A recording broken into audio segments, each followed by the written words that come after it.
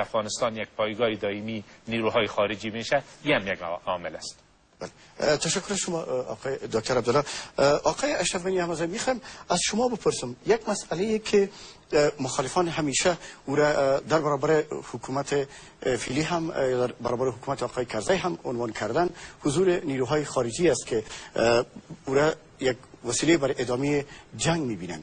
برخورد شما در این مورد به صورت واضح چه خواهد بود؟ هدف ما اعاده حاکمیت ملی افغانستان است. در 5 سال آخر تمام معیارها برخلاف ازی رفته، به این معنی که روز به روز در چارچوب نظام فعلی اندازه حاکمیت ملی ما تقلیل یافته. بنابراین ما باید طرح داشته باشیم و از همون جهت بود که خدمتتان عرض کردم که طرح 3 تا 7 سالی مسر عزیز که در اول چارچوب آتش بس با وجود بیاریم و در عین حال نهادهای دولتی را هم در بخش امنیتی و هم در بخش اقتصادی و سیاسی اصلاح کنیم تا در این چارچوب زمینه بازسازی حاکمیت ملی فراهم شد. حاکمیت ملی را معیارش چیست؟ اول انحصار مشروع قوت. تا ما به درجه نرسیم که انحصار مشروع قوت به دست بیاریم، حاکمیت ملی ما شریک خواهد بود و در این چارچوب باید مذاکرات ما همراه همکارای بین المللی ما تمرکز بر این داشته باشه که به چی زودی ما انحصار استفاده مشروع قوت به دست میگیریم. دوم، یک اساس اقتصادی کار داره. فعلا ما اساس عواید را بدبختانه نداریم، 2/3 عواید خود از نگاه فساد از دست میدیم. تا ما بتانیم چارچوب یک دولت را بگذاریم که در او معاش مامور و معلم از عواید داخلی خود داده بتانیم و یک منبع واضح برای از وجود داشته باشه. سوم، ضرورت یک چارچوب همکاری منطقوی لازم است تا در این چارچوب ما تنش‌های منطقوی را کم بسازیم و بتانیم به طرف دولت سازی به طرف منظم بریم. یعنی اگر خلاصه کنیم، نه قوای بین المللی میخواین در اینجا حضور دائمی داشته باشن، چون هدف قوای بین المللی مستعمره ساختن افغانستان نیست. هدف از اینا است که یک افغانستان باثبات با وجود بیاید که در او یک رهبری ملی احترام متقابله را بین دولت و ملت با وجود بیاره و فضای اعتماد داشته باشه. و دوم، ما نمیخواهیم که قوای بین المللی یک روز زیادتر از او که ضرور است در این خاک باقی بانند. بنابراین باید یک طرح واضح و مشخص داشته باشیم تا به مراحل قوای ملی ما تقویه شود و ضرورت با وجود قوای بین المللی روز به روز تقلیل بید. تشکر آقای دکتر اشرف غنی احمدزی.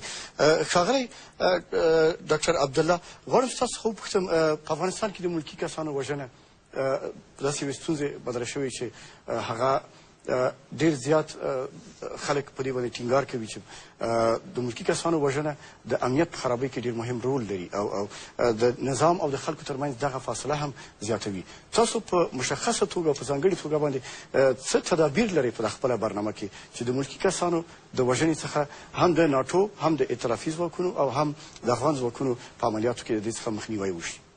د دې دپاره چې د خارجي قوتونو د شکایتونو چې خلک ورڅخه لري دې ته توجه وشي، د دوی د حضور قانونمند کېدل یو خاص د افغانستان د خلکو دی او دا هم د افغانستان خلکو غواړي چې ورځ په ورځ افغانستان ملي ځواکونه توان د تأمین د امنیت او دفاع د افغانستان پیدا کړي. دا دوه ډېر مهم شرطونه دي. په دې کې هیڅ شک نشته چې د ملکي تلفات چې ورځ په ورځ مخ په زیاتېدو ده، دا یو عامل د ناامني ده. د افغانستان خلک قربانیان د جګړه دي او دوی هیڅ چاره هم ورسره نشته.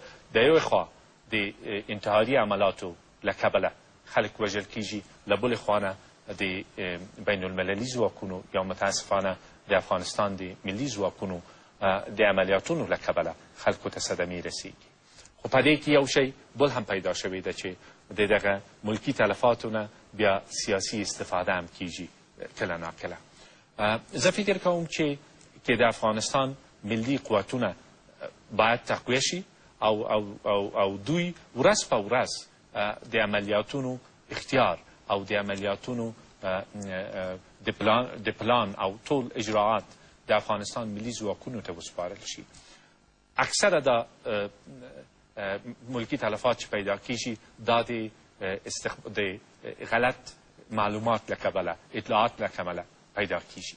په دې کې لازمه ده چې د افغانستان استخباراتي یا اطلاعاتی نهاد یا امنیت ملی نهاد باید چې دخیل دي چې باید دا اطلاعات چې بهرنۍ ځواکونو ته رسیږي باید چې یو بررسي وشي، یو مرکز د اداره د عملیاتونو چې په هغه کې افغانان او خارجیان سره برخه ولري، له اوله تر آخره مشترک مسئولیت ولري، باید چې ایجاد شي. یو څه کارونه شروع شوي دي خو زه فکر نه کوم چې هغه مکمل وي. باید چې داسې یو اداره نظامی امنیتی او دفاعي اداره رامنځته شي چې په هغه کې افغانان ورځ په ورځ د رهبري نقش واخلي او ولري. په دغه طریقه زه فکر کوم چې د ملکی تلفاتو نه مخنیوی کیدای شي. ښاغلی دکتر عبدالله ستاسو څخه مننه. دوستان عزیز در این بخش برنامه یک وقفه کوتاه داریم. بحث و گفتگوی ما روی مسائل امنیتی در همینجا به پایان میرسه و پس از وقفه ما روی مسائل دیگه و مبحث‌های دیگه با نوزدان محترم گفتگو خواهیم داشت.